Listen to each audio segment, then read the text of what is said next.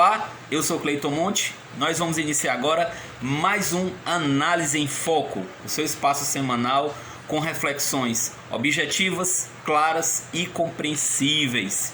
E eu vou falar hoje sobre o voto impresso auditável. Muito presente nas falas do presidente Bolsonaro. O presidente da Câmara dos Deputados, Arthur Lira, criou uma comissão na Câmara para debater a PEC do voto impresso auditável e mais recentemente algumas lideranças progressistas da oposição, algumas até da esquerda, defenderam também abertamente o voto impresso auditável. É uma discussão repleta de desinformação, desconhecimento, e é muito importante a gente saber do que se trata, o que está em jogo aí quando se fala em voto impresso auditável. Primeiro, é interessante a gente destacar que essa fala ela é recorrente nos discursos do presidente Bolsonaro. Antes até dele chegar à presidência, ele sempre questionou o sistema eleitoral, a lisura do sistema eleitoral.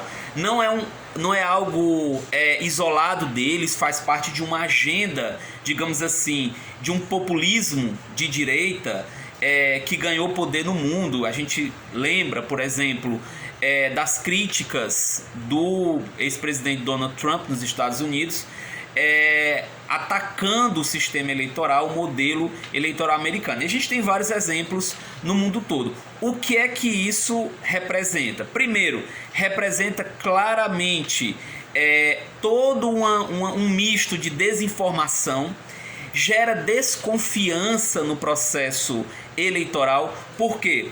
Porque o sistema eleitoral brasileiro, todo o sistema eleitoral, desde o planejamento até os relatórios de recolhimento dos votos, de análise dos votos, todo o processo ele é transparente.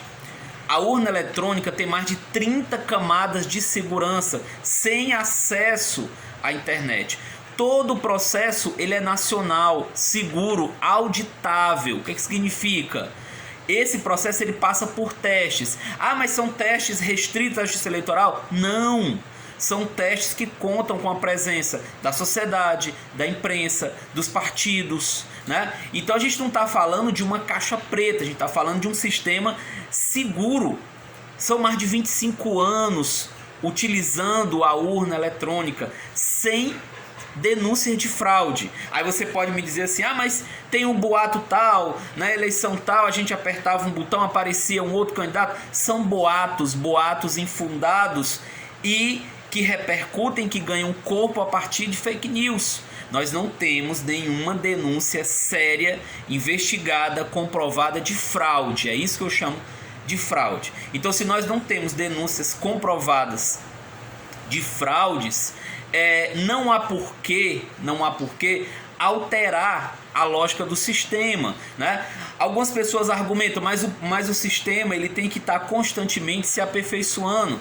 Perfeito, nesse ponto eu concordo, realmente ele tem que estar se aperfeiçoando, mas não há sentido de se adotar o voto impresso auditável por uma série de circunstâncias. A principal delas é que o nosso sistema ele não é fraudulento, ele foi criado, na verdade, na década de 90, ele passou a ser adotado para combater as fraudes do voto impresso, né, para combater as fraudes das cédulas, que a gente sabia que tinha muito, né? Então nós não temos esse tipo de denúncia.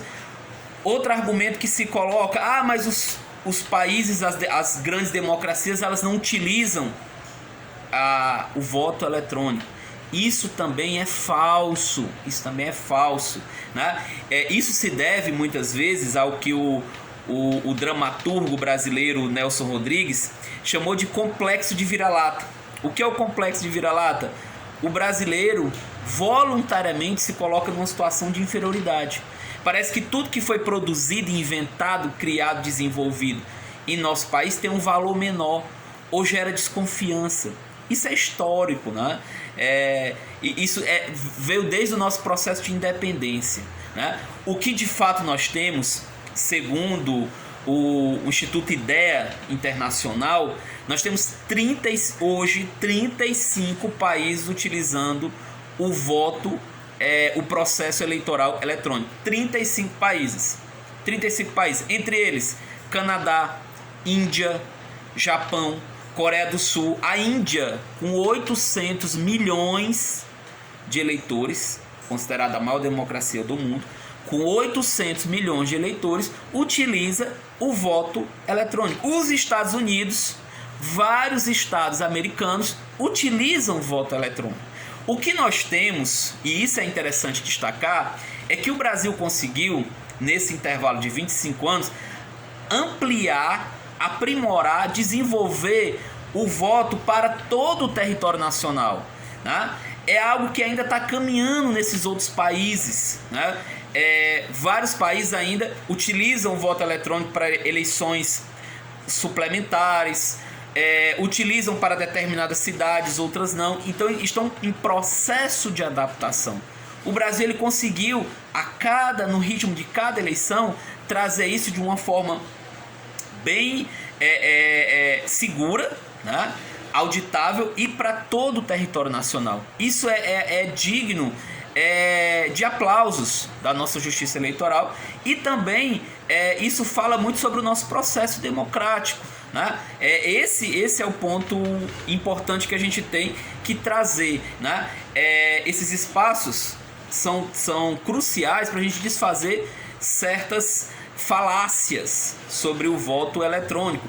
Outro ponto também importante: segundo estimativas, projeções da Justiça Eleitoral, o voto impresso auditável, ou seja, você criar um outro dispositivo para que o voto impresso seja depositado, mesmo que não tenha contato com o eleitor, para depois que a gente depois tenha, se for o caso, um processo de checagem, né? Esse processo, ele custará, caso ele seja aprovado, ele custará 2 bilhões e meio de reais para o Brasil, no intervalo de 10 anos, né? Um montante assim extraordinário para um país que está em crise fiscal, crise econômica, né? O próprio governo informa que não tem recursos para pagar o auxílio emergencial, para fazer frente a várias demandas, para reajustar vencimentos dos servidores públicos, para fazer investimentos e por aí vai. Então 2 bilhões e meio de reais. Se você me mostrar, se você me colocar algo concreto, não boato, né? Não falas pontuais, aleatórias, mas algo concreto, investigado, né? Não simplesmente retórica. Por exemplo, quando o presidente chega e diz que poderia ter ganho a eleição no primeiro turno, mas ele não mostra provas, não mostra dados, né? O processo do resultado eleitoral, ele tem uma dinâmica, que é acompanhada até por observadores internacionais. A Justiça Eleitoral, ela convida observadores internacionais para acompanhar o processo, da mesma forma que tem em outros países. E quando tem fraude em outros países, esses observadores internacionais, eles atestam isso, eles denunciam, né? Então eu tenho plena tranquilidade que o nosso processo eleitoral, o nosso processo de urna eletrônico, ele está livre de distorções, de fraudes, do ponto de vista alterar a dinâmica democrática. Então a gente tem que ter muito cuidado com relação a isso. Isso serve muitas vezes para desestabilizar, para tumultuar o processo eleitoral, porque é muito fácil, quando o resultado ele não é favorável a determinada liderança, ela vai chamar atenção, né? E vai começar a criar factoides, falácias, como eu disse, para gerar tensão, para gerar confusão na população, para gerar desconfiança na população e, claro, para judicializar o processo. Um dos pontos fundamentais, vários juristas já apontaram isso, é judicializar o processo. Você sempre vai ter alguém descontente com o resultado das urnas e vai solicitar uma checagem. Isso vai ser interminável, considerando as proporções do Brasil e a dinâmica das unidades da federação. Então, são essas falácias que a gente tem que primeiro analisar, estudar com cuidado, estudar com atenção, ver esses argumentos e, claro, combater de uma forma ferrenha e defender o nosso sistema eleitoral de urna eletrônica, defender principalmente contra essas falácias, ok? Grande abraço e até o próximo episódio do Análise em Foco.